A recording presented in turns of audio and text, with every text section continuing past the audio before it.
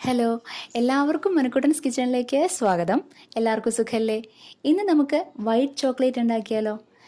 കഴിഞ്ഞ വീഡിയോയിൽ dark milk chocolate എങ്ങനെ ഉണ്ടാക്കാന്നുള്ളത് കാണിച്ചിട്ടുണ്ടായിരുന്നു.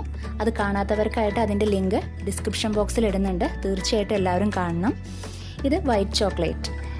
എനിക്ക് ഏറ്റവും ഇഷ്ടമുള്ള ചോക്ലേറ്റാണ് വൈറ്റ് ചോക്ലേറ്റ്. അപ്പോൾ അത് ഉണ്ടാക്കാനും വളരെ എളുപ്പമാണ്.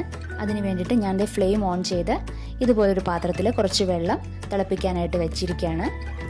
അതൊന്ന് തിളച്ച് വരുമ്പോൾ ഫ്ലെയിം സിമ്മിലിട്ടിട്ട് ഇതുപോലൊരു പാത്രം, സ്റ്റീൽ പാത്രം ആയാലും കുഴപ്പമില്ല, ഇങ്ങനെ വെച്ച് കൊടുക്കുക. ഇതിന് ഡബിൾ ബോയിലിംഗ് മെത്തേഡ് എന്ന് പറയും. നമ്മൾ ഡയറക്റ്റ് അടുപ്പിൽ, അതായത് തീയിൽ വെക്കാണ്ട് ഇതുപോലെ ചെയ്യുക.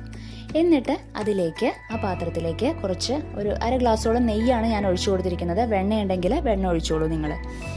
അതൊന്ന് മെൽറ്റ് ആവുന്ന വരയ്ക്കും നമുക്ക് വെയിറ്റ് ചെയ്യാം. നന്നായിട്ട് ഉരുകി വന്നിട്ടുണ്ട്.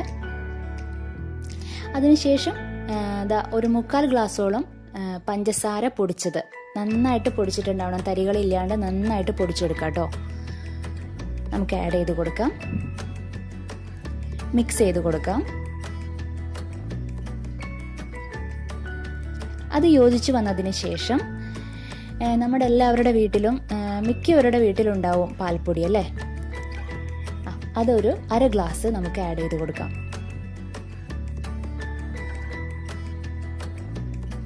നമുക്കൊന്ന് യോജിപ്പിക്കാം.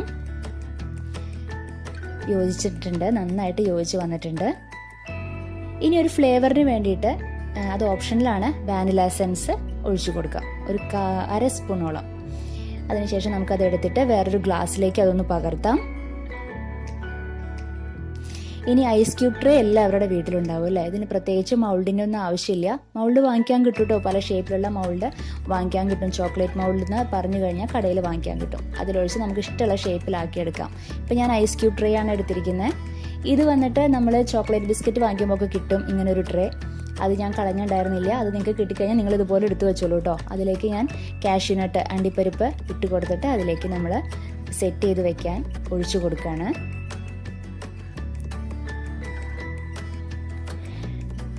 നമ്മുടെ ഡാർക്ക് മിൽക്ക് ചോക്ലേറ്റിൻ്റെ റെസിപ്പിയിൽ നിങ്ങൾ കണ്ടവർക്കറിയാം, അത് കറക്റ്റായിട്ട് നല്ല ഭംഗിയിൽ സെറ്റ് ചെയ്ത് കിട്ടിയിട്ടുണ്ട്.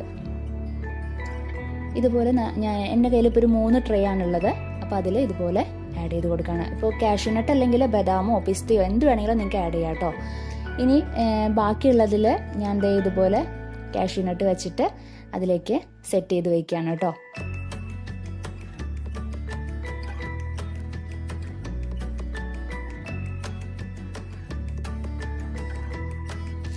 ഒന്ന് നമുക്കൊന്ന് തട്ടി കൊടുക്കാം, വല്ല ബബിൾസ് ഉണ്ടെങ്കിൽ പോകാൻ വേണ്ടിയിട്ടാണ്.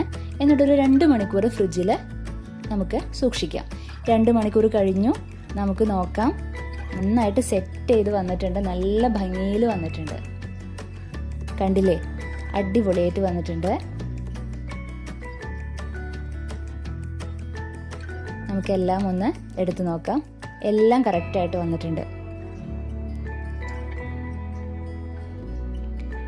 ഐസ് ക്യൂബ് ട്രേ ഇതുപോലെ ഒന്ന് ജസ്റ്റ് ഒന്ന് തട്ടി കൊടുത്താൽ മതി, വേഗം നമുക്ക് കിട്ടും. ഇതും കറക്റ്റായിട്ട് വന്നിട്ടുണ്ട്, നല്ല ഷേപ്പിൽ വന്നിട്ടുണ്ട്. ഇനി നമുക്കതൊന്ന് ടേസ്റ്റ് ചെയ്ത് നോക്കാം.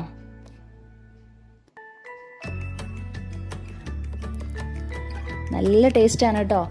എല്ലാവരും ട്രൈ ചെയ്യണം. മുതിർന്നവരടക്കം, കുട്ടികളും മുതിർന്നവരടക്കം എല്ലാവർക്കും ഇഷ്ടപ്പെടുന്ന ഒന്നാണത്. എല്ലാവരും തീർച്ചയായിട്ടും ട്രൈ ചെയ്യണം. വളരെ എളുപ്പമല്ലേ ഉണ്ടാക്കാനായിട്ട്? നമ്മുടെ വീട്ടിലുള്ള ഇൻഗ്രീഡിയൻസ് മാത്രമല്ലേ ഉള്ളൂ. അപ്പോൾ എല്ലാവരും തീർച്ചയായിട്ടും ട്രൈ ചെയ്യണം. അപ്പോൾ നമുക്കിനി അടുത്ത എപ്പിസോഡിൽ വീണ്ടും കണ്ടുമുട്ടാം. Okay, bye, thank U.